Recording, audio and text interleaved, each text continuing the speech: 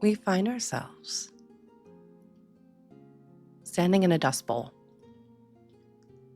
Not a literal dust bowl, it's a stretch of sand near the Alpura Mountains in the southwest of Ampistrano, an area known for scorching hot days, cold nights, and a people that don't know the meaning of giving up. A swing of the glaive comes slicing through the air inches above your head, Deodora, follows shortly after with a yell. Yes! Better form this time. Now, what will you do? Demelza swirls her glaive around her head before taking up her usual stance, crouched low to the earth, haunches raised, glaive outstretched behind her with a wide smile and an eyebrow raised in question. I think I want to, with my sword drawn, obviously, I want to maybe like feint to like the left. Okay. Make her think, and then like at the last second swing towards her right, like wherever, like where she has like clearly has like left herself open and unprotected, because that's like her that's the spot she always leaves open during combat. Perfect. All right, go ahead, and if you want to roll an attack. Oh, God, come on now.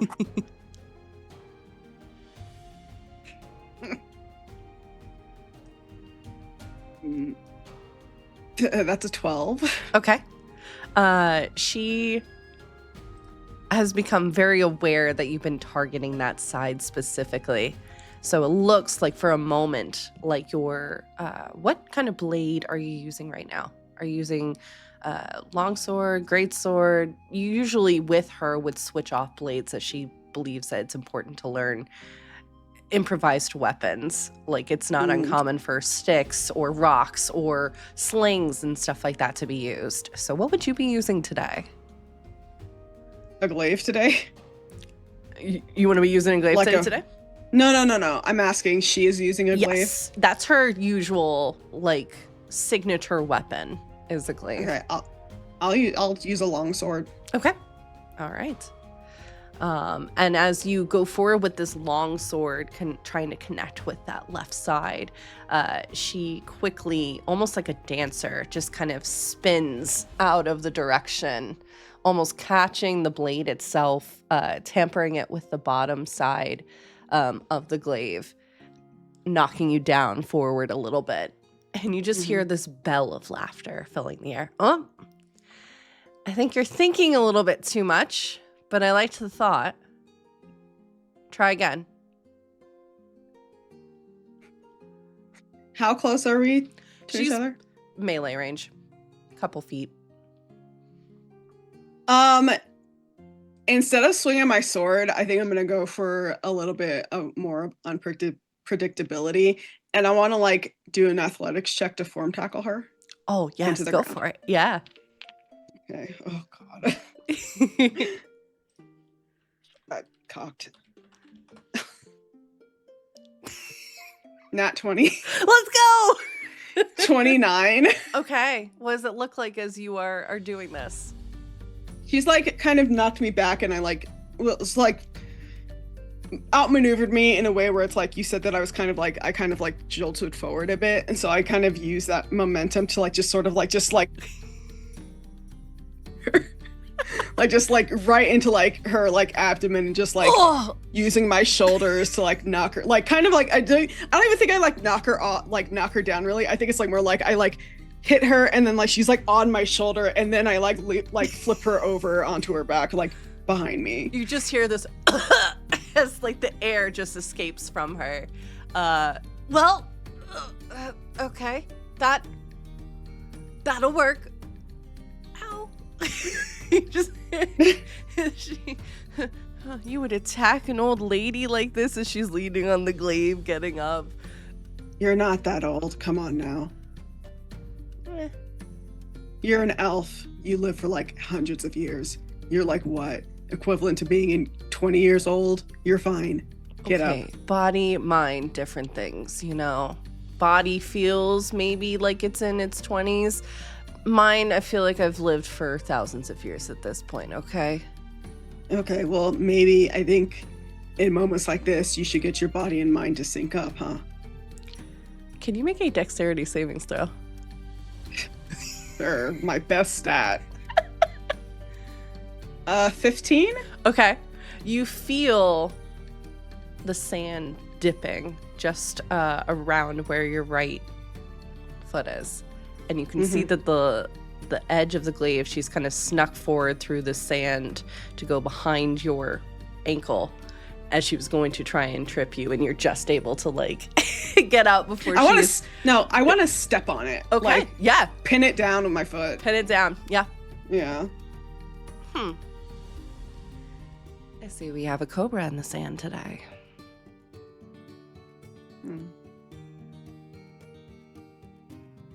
Is that how you see me? Or is that how you see yourself? That's a great question. I haven't really thought of that. And she's kind of gently tugging on the glaive. I like do that thing that dogs do when they don't want to, or like toddlers do, where I just kind of dead weight myself. Yeah. And so it's just like impossible to move me. Fair enough. Well, you've unarmed me. What are you going to do next? I'll reach out a hand and help her up to her feet. Oh, even more of a gentleman than your brother is. She kind of just taps you on the shoulder. Good job today. Thanks. Do you feel like you're improving?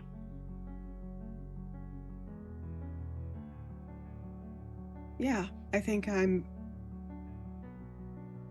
improve every day.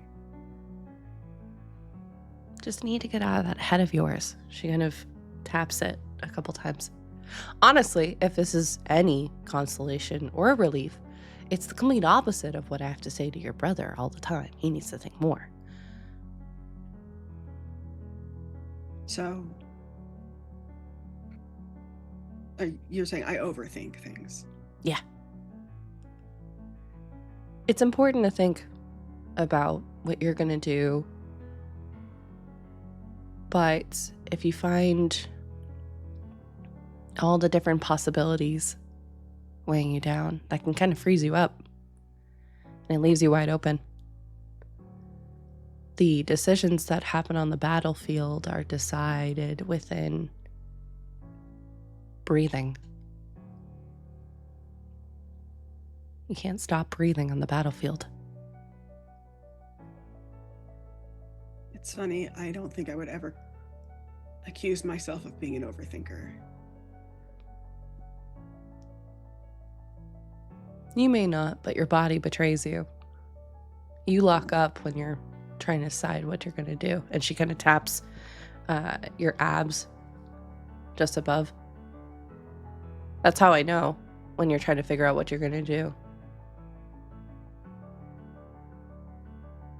Maybe I just lock up when I know I don't want to hurt someone.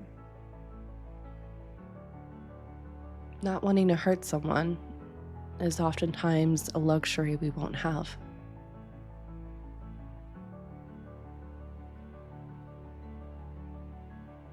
Or are you worried about hurting yourself? No, I don't. Why would I care about hurting myself? Well, you should. Why would I hurt myself? Well, the not wanting to hurt others, that can lock you up. That can make you pull back your punches. That can make you get into your head. And you kind of say at this point, she's like, takes a drink from her water skin, wipes her mouth before offering hers to you. And then she looks out at the dusty hills, this dust bowl of a desert around you. The village isn't too far. This place, from what I've been told, as she kind of eyes you. And no, I wasn't here when it was something different. Used to be a forest, from what I've been told. Mountains. But war broke out. These are the remnants of it. And it's from that there were many people on that battlefield that I'm sure did not want to hurt other people.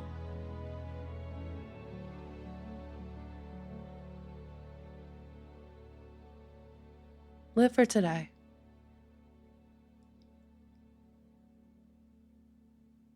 I think Theodora is just staring out into that desert, that dust bowl.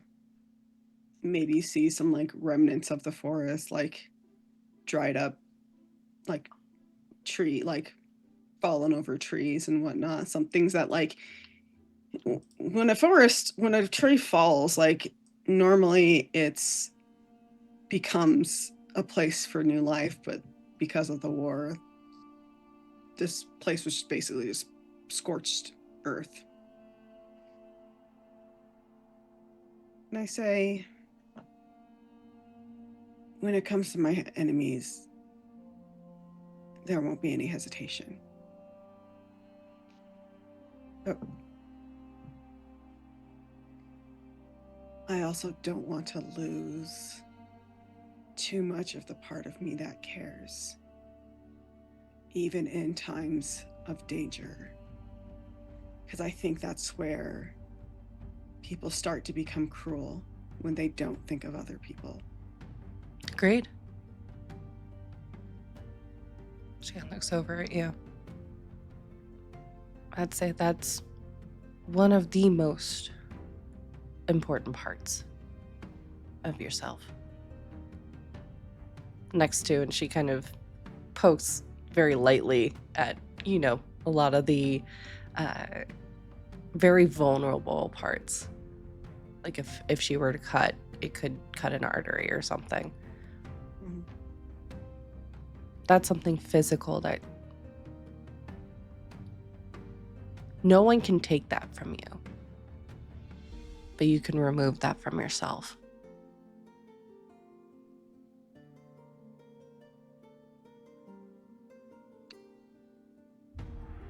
I definitely think that even though they can't take it away, that doesn't mean people won't try.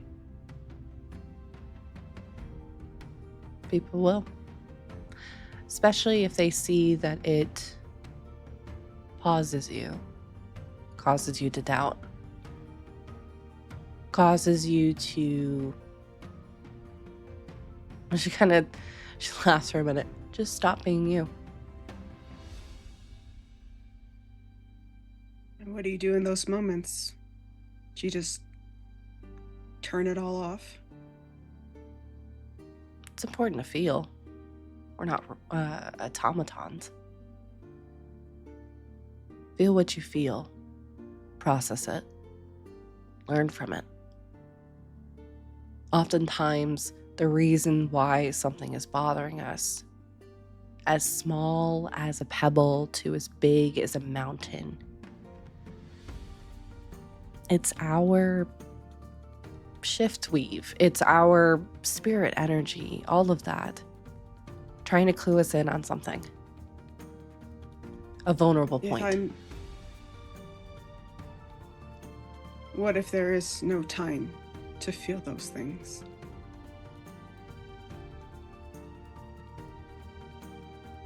She kind of pauses for a moment. What do you mean? I'm in the middle of a fight. It's life or death. Do I even have time to think of those things, to feel those feelings? Or do I just need to act? Both. She kind of pulls the glaive out, holding out in front of her, balancing. So it's literally looks like a scale balancing on her hand. You have to do both. Otherwise it carries through, and you see at this point she kind of lifts it off of her hand, catching it midair before spinning the glaive around her head, swinging down. Each blade hit. Process something. A name. an emotion. Have that be your drive forward to keep moving. And then when the battle is done, process those emotions too. But in the moment, you can't let it lock you up. Especially when she kind of pauses her twirling, puts the glaive in the sand to one side, and raises her left hand up, going, especially those magic makers that can make you stop on the battlefield. Oh, yeah, just chop their hands off. Hands, heads, whatever works. Yeah. You've got this, though.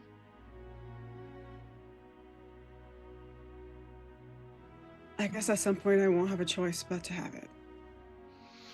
Yeah, it's either that or die, and, well, your brother would beat the shit out of me if that happened, so don't do that.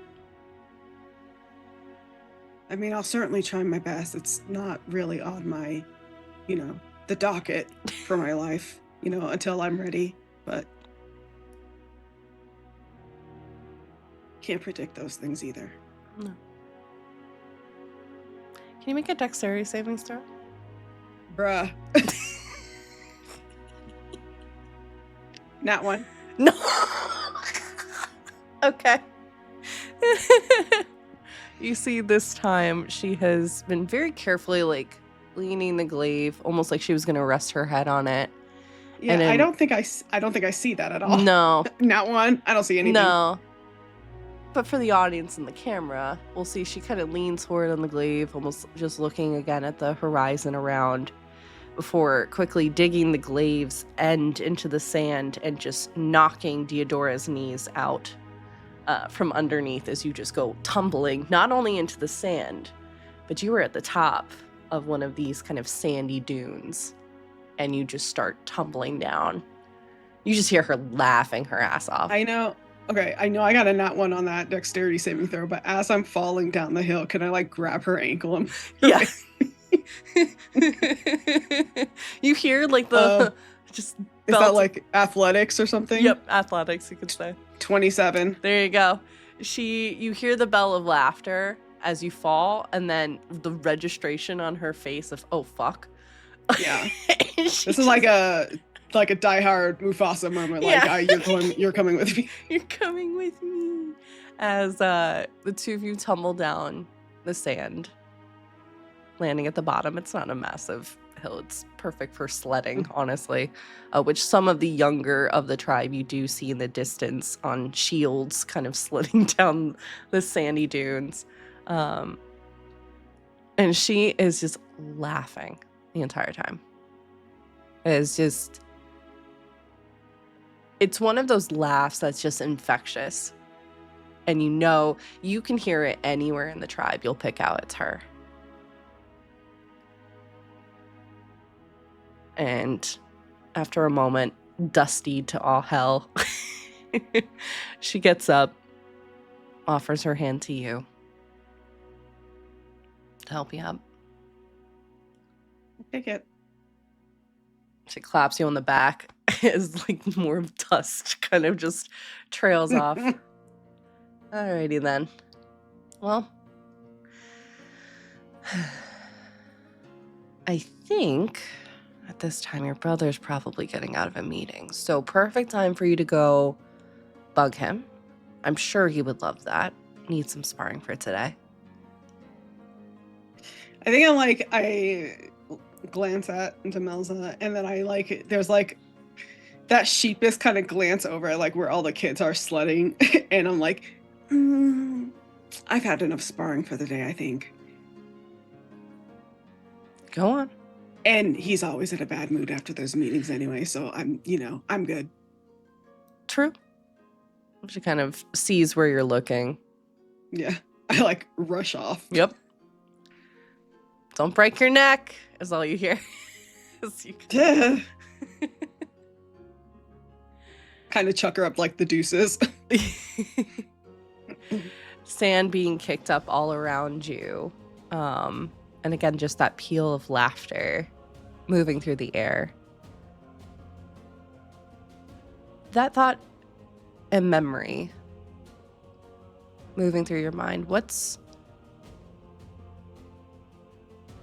Theodora thinking in this moment? In the moment, in the memory? Mm-hmm. I think it's a mixture of things. It's trying to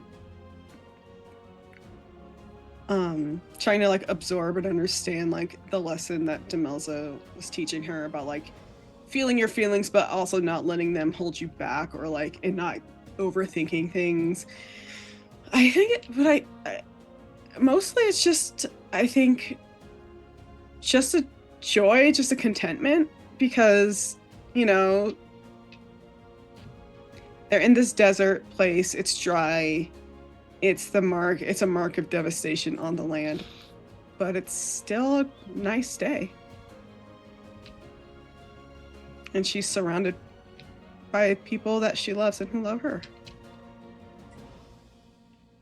And that thought sticks with you as, again, more of the dust starts to kick up around you. And you hear this whirling kind of sound. Again, it almost sounds like her glaive cutting through the air, as sometimes she would, maybe before you would officially run off, try and land a sneak blow on you. Can you go ahead and make another dexterity saving throw, please? God damn it. Oh, can we do that? Hold on. I actually rolled 2 dice. No worries. She absolutely gets me again. Oh, geez. Okay. You feel the blunt end of the glaive colliding with the back of your head.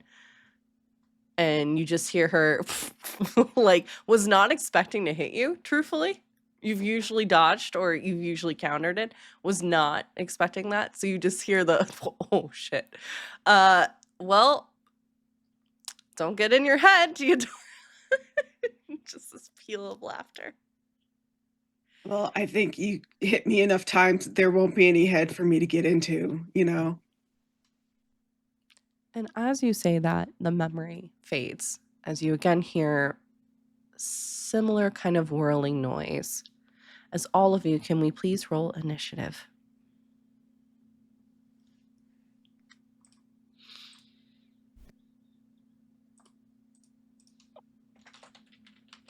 $16. Okay.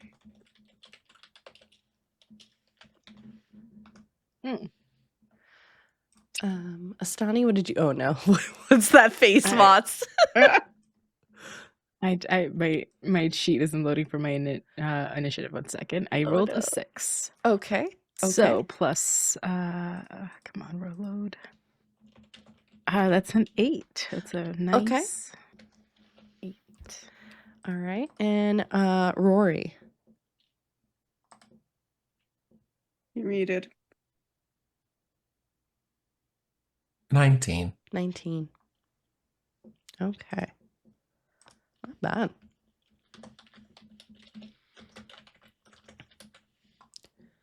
All right. So, Theodora, specifically, you hear the familiar whirling of noise as the camera takes in the full scene. You are in a small crypt. Demelza's on your left. Rogier's on your right, being suspended. Clearly, unfortunately, past at this time, as a lot of their skin has rotted away. But in this moment, their shift weave is puppeting them almost like marionettes on a string. And several of the vaults around the crypt are slowly opening. Rory, you get to go first in the initiative. Theodora, you're next.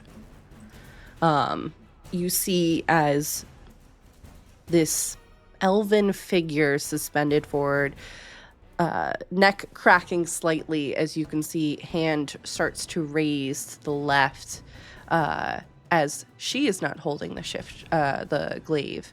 Instead is her shift weave, which is just this mass of dark energy tinted with teal. And it looks like it is wrapping itself around part of the glaive, the point that usually strikes, creating this serrated edge, almost like shark teeth. You also see another individual off to the right, similarly suspended. Instead of using a glaive, is using what appears to be 2 long swords. And several of the vaults are opening. 2 on your left, further back, closer to the door or the archway, and 1 on the right. They haven't opened completely yet, but this is what you're kind of hearing as you come into attention. What are you doing?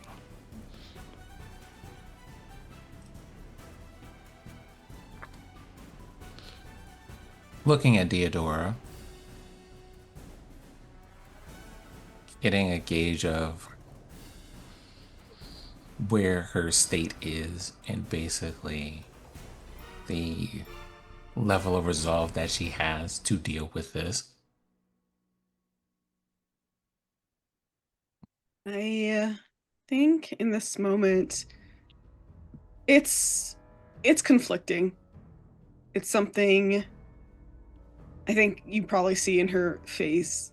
Logically, she knows this is something she has to take care of, or else other people are going to get hurt. But these are also 2 of her best friends. And it's not. And there's a hesitation. But I would say that Rory, in having accessed Blackstone's memories and, scenes of Blackstone's interactions with Deodora, would know, like, ultimately, if, like, Deodora was outside of this situation, she would say, attack before you die, basically. It's just that in this moment, it's only been a couple seconds, and it's just hard for her.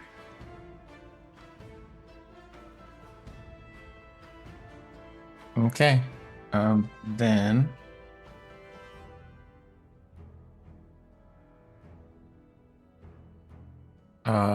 I'm rolling a 22 to hit. Okay, and who are you hitting? Currently the person facing the person that Deodora is directly looking at. Gotcha. The elven figure. Okay. That definitely does hit. Yes. Okay. That person takes give me a minute here. 10 lightning damage. Okay. What does it look like as you are hitting?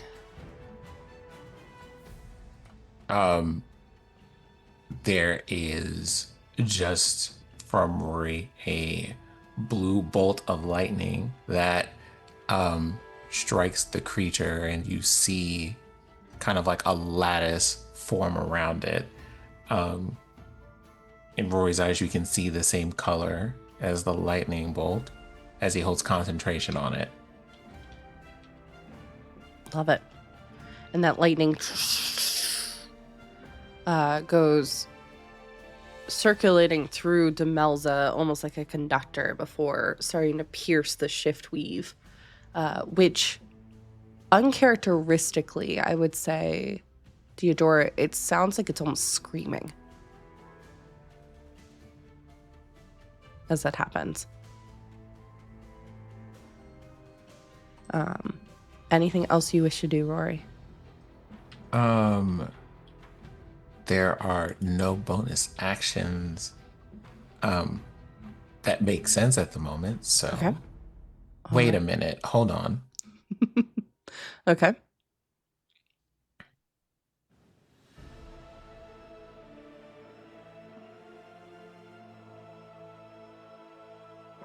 Oh, okay, that doesn't count because that wasn't a weapon. I can't do that. Okay, then that'll be it. All right. We move forward with Deodora. Okay. I've tried to attack the strings that are connected to Demelza and Rajir, and it didn't work. Do I see in looking at their shift weave and like the strings that are puppeting them, do I see any sort of like demarcation between their actual shift weave and like the shift weave of whoever is controlling them? So with this, it's actually not shift weave controlling shift weave. Okay, it's the teal energy controlling shift weave. Mhm. It's like, is it spirit controlling shift weave or? Why don't you, let's do perception, and you'll have advantage because Sparky, but also because you're familiar with both Regier and Demelza. Perception. 18. 18. You have felt their shift weave before. Their shift weave actually seems pretty dormant, I would say, which is not uncharacteristic when someone of the shift weave passes on. Usually then the shift weave remains, but that which makes that originate from that person specifically is gone. So it looks like it's kind of largely being conducted by this teal energy. Yes. Teal energy, a mixture of spirit and something else. Again, the scent of sulfur and burnt kind of flesh lingers on the air. Okay. I'm trying to think of what to do. Mm-hmm.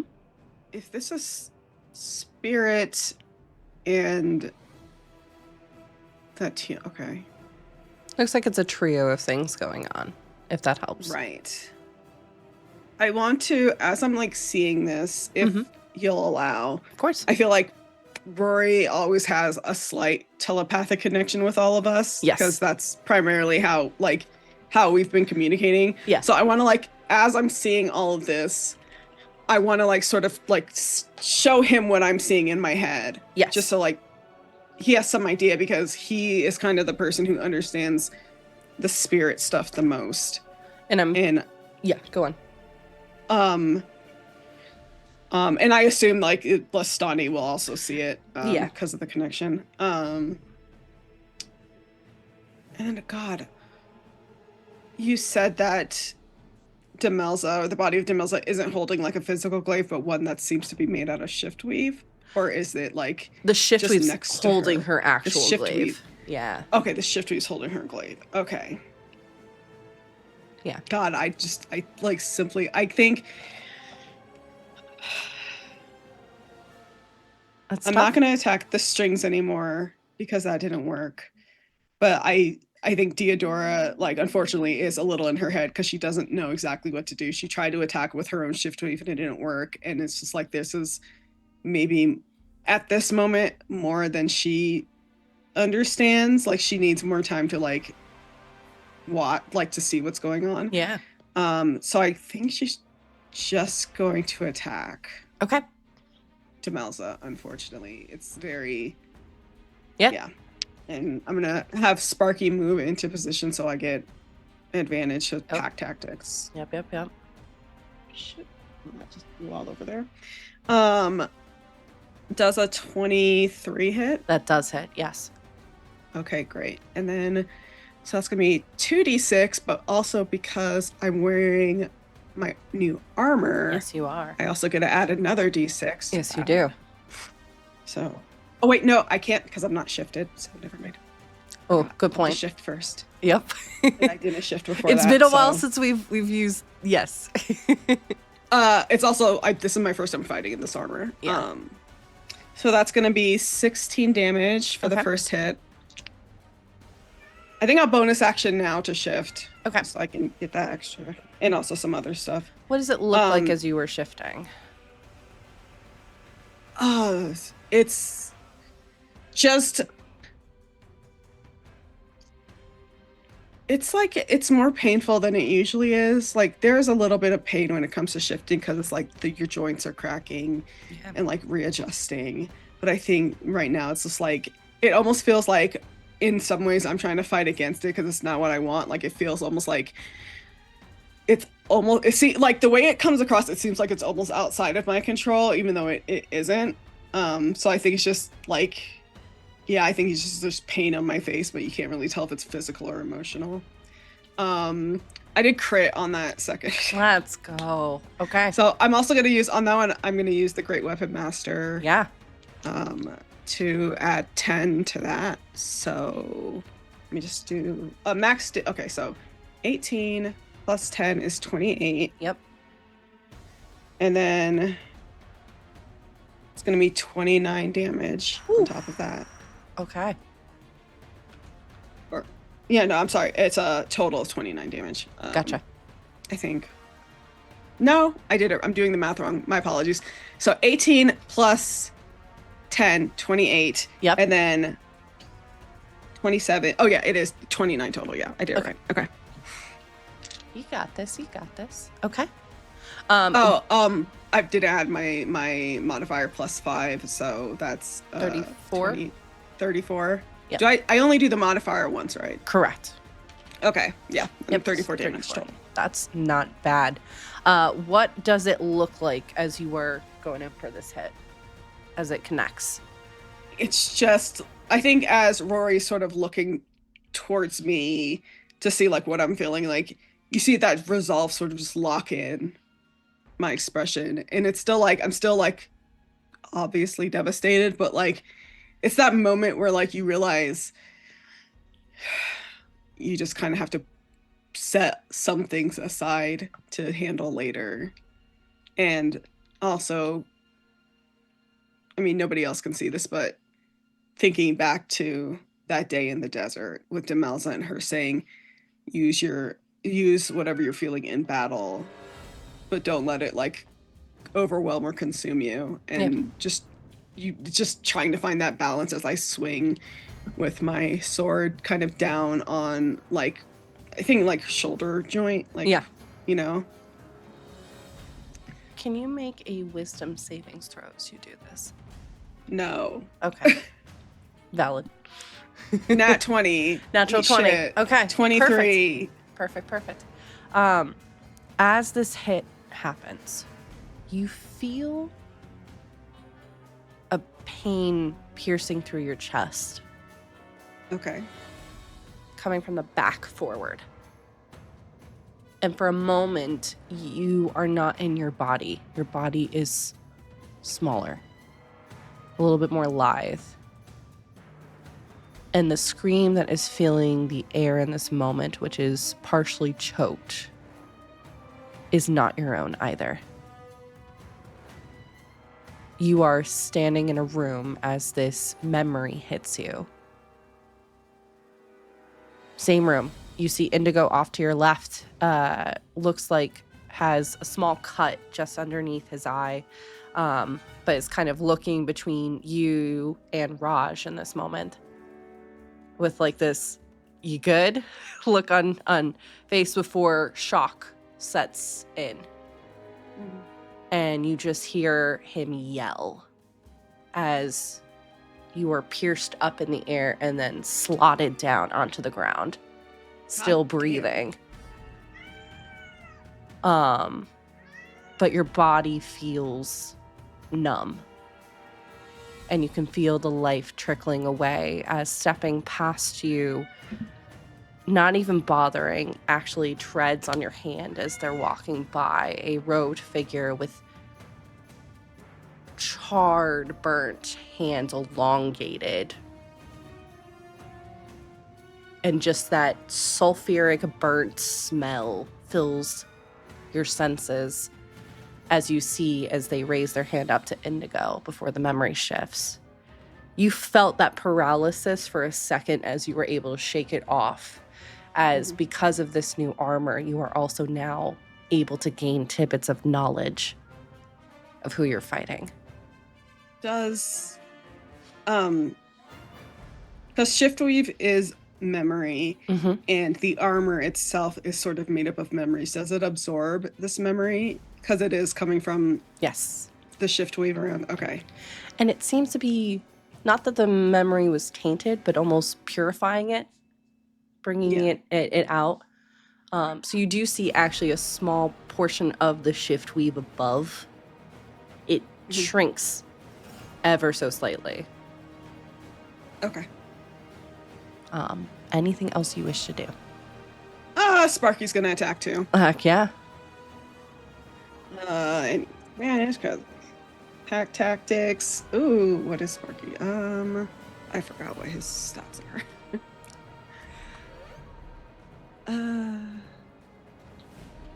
Where is it? Oh, plus, I don't think he hits. It's only a 14. Nope, misses. Okay. Good job, Sparky. Where Sparky Did your bites at this is Sparky also going for Demelza? Yes. Okay.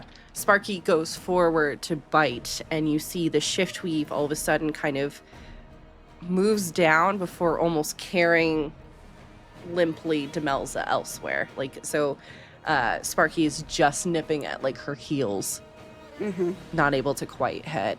Okay. Anything else you wish to do? No, that's all I can do on my turn. Okay. I used up all of my economy. Except for movement, but I'm not. Where am I gonna go? Yeah, it's a small room. Okay. All right. So Demelza is gonna go ahead and attack.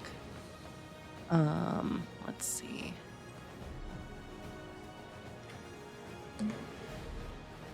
That is gonna be a 21 to hit, which I think hits you. That hits. Miss? Sweet. Okay. No, that hits. That hits. Okay. Yeah, I'm at 20 AC right now. Okay. You said 22? Yes. Okay, yeah. Okay. And the second one misses. That's a 19. She missed on me? Yes, which I know you have an ability. Riposte. Yep. Yeah. Knew that was coming. Oh, it's a fucking D10 now. Hold on. Where are my D10s at? Oh boy, here they are. Okay. Okay, blah blah blah. What is it again?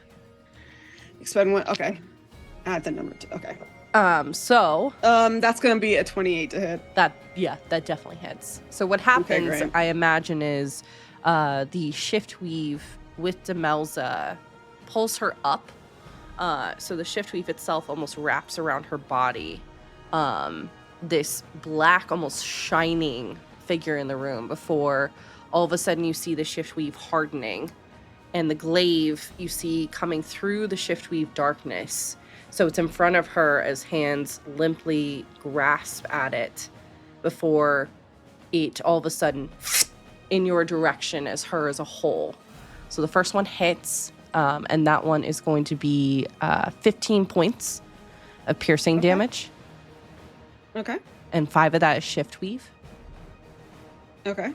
And then at that Does moment, the shift weave just takes from my actual HP or? yeah, yep. In Okay, this just moment, making it's sure. it's just cutting away your regular.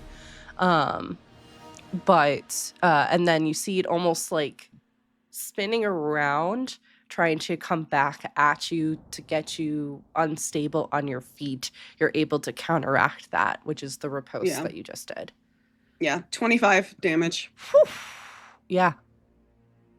Okay. That's it for Demelza. Rogier is now going to go. Okay. Let's see. Rogier walks forward,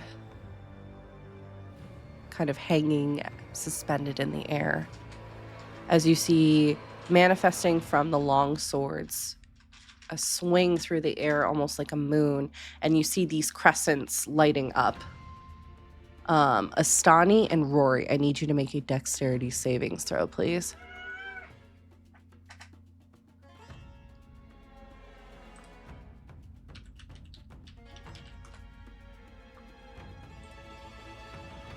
Ooh, that is a 17 for me. 17. That is a 15 for me. 15. Okay. 2. All right. Astani will take half. As you see from these lunar sigils shining off of the blades themselves, refracting through the crypt, it looks almost like a bright beam of moonlight is being shoved in your direction. Astani, that is half. You're going to take 15 points of damage. Rory, you take the full. That is 30 points of damage. What kind of damage? The damage is radiant. Okay, radiant damage. Hold on for a moment. Because we got a couple of things going on here. Yes, you do. Actually,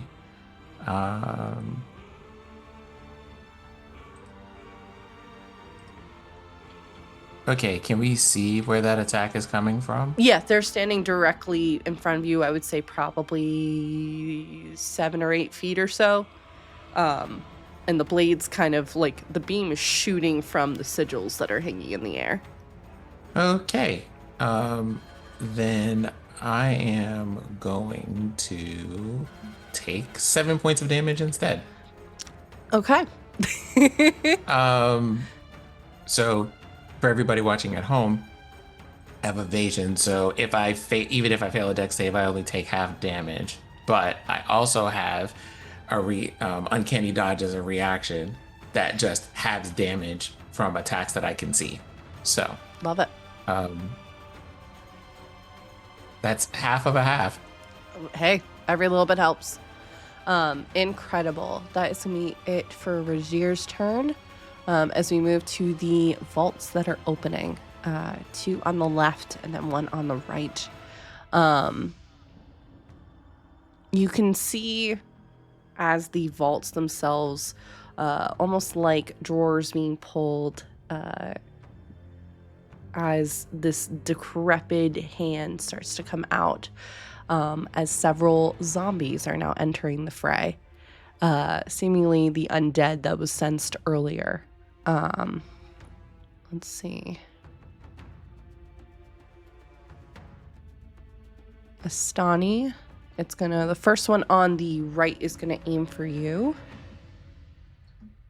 And that's gonna be, 24 to hit. Ooh, yeah, that hits. Okay. Can you go ahead and roll a Constitution savings throw, please?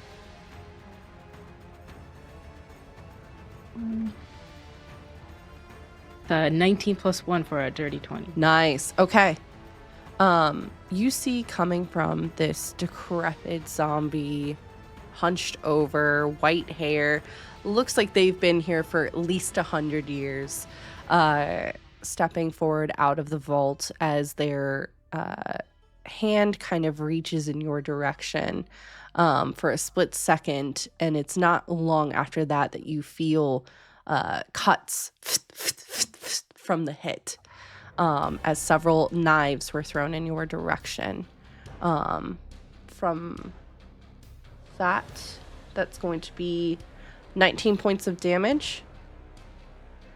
And with that, you also for a moment feel like your body tensing up, but you're able to shake it off. It appears that these blades have been dipped in poison. Okay. The oh my goodness. There was something that I was going to do in my head completely went. The moment that it happens, can I do a reaction? Of course, yeah. As a reaction, they have Warcaster. And I do with Warcaster. I think immediately Asani would put up their call to me and call Spirit Guardians. Let's go. Okay. All right. And what do your Spirit Guardians look like? Almost like I think they look different at this time when they did before in the weaving. This is like a stampede, like of centaurs coming together. Let's go. So like roaring, so like sea foam looking, because the veil is water to Wasani. So like the seafoam horses like Poseidon has, kind of coming through the waters and surrounding them in like a little bit of a typhoon. I love it. Incredible. Okay. That has been cast. The other two, similarly, step out and are going to go ahead and make attacks on you, Rory. First is going to be a 19.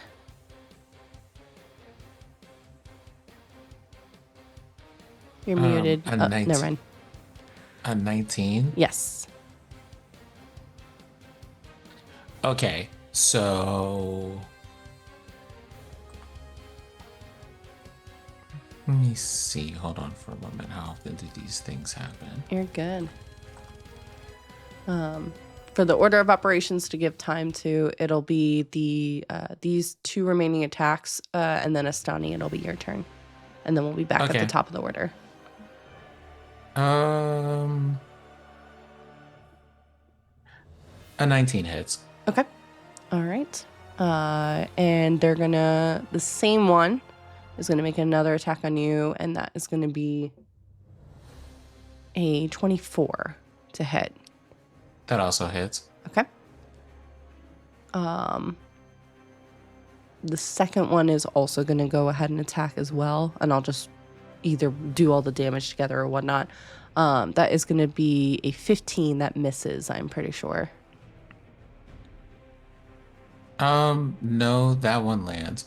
Oh, okay. Mm-hmm. Okay.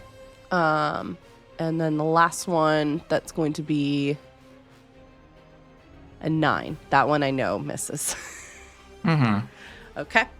The 2 zombies that are attacking you relentlessly seem to not be super familiar with the weapons that they're using. Mm-hmm. Likely didn't use them in life. One is using a stick that has pointed ridges all over it, spiked metal, that comes just swinging down for the first hit, going against your mask as the chamber hears a resounding as the metal hits your mask, kind of clocking you to the side for a second. Before again coming around to the opposite side and knocking your head that way to the right. The other one moving forward with, it looks like just a solid chain, with a dagger at the end of it, and slings it in your direction, cutting right where the cloak meets where your neck is. As we see energy pile up. The second one kind of ricocheting off the wall as the recoil not quite working on that. In total, that's going to be 32 points of damage, piercing and bludgeoning. It's a mixture of both. Okay. Okay.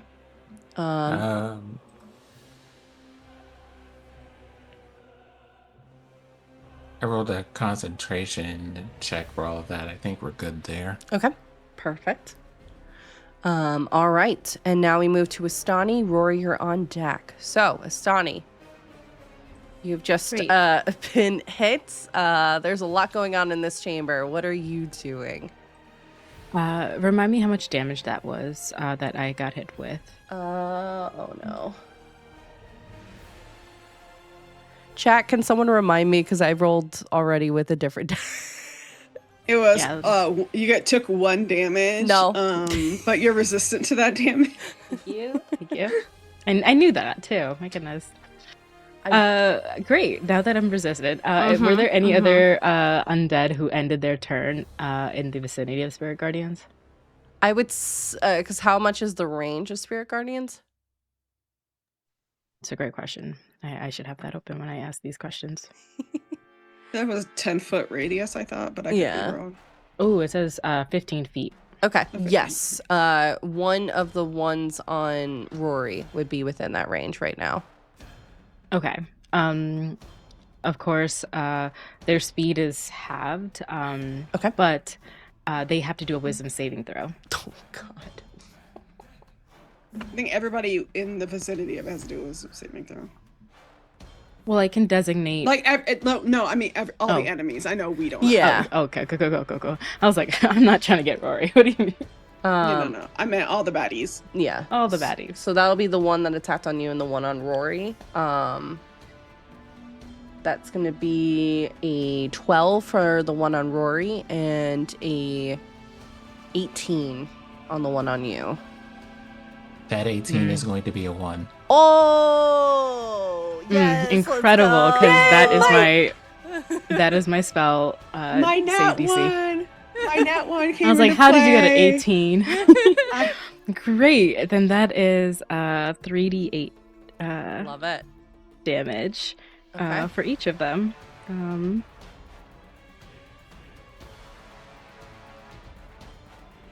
And we'll just say for the damage that you took, Mots, we'll just, because I do not remember, I want to say it was in the 20 range, so we'll just call it 20 and just leave it there, because I do not remember. Cool. Great. Osani is hurting, but they're so annoyed and frustrated. So they're in a space where the natural order of things has been disturbed, and they kick up their back hooves to grab the mace that swings around into their hand, and straight forward at the undead. They will do one of their channel divinities turn undead. Ooh, okay. They hold up their mace to them, and their holy symbol is like almost a watery bead, like crafted like long lanyard with beads and little bells, and the little tinkling bells almost like are to get the dead's attention, and they hold in forward for like the lady. Each undead of your choice within 30 feet must make a wisdom saving throw. Okay. Let's see.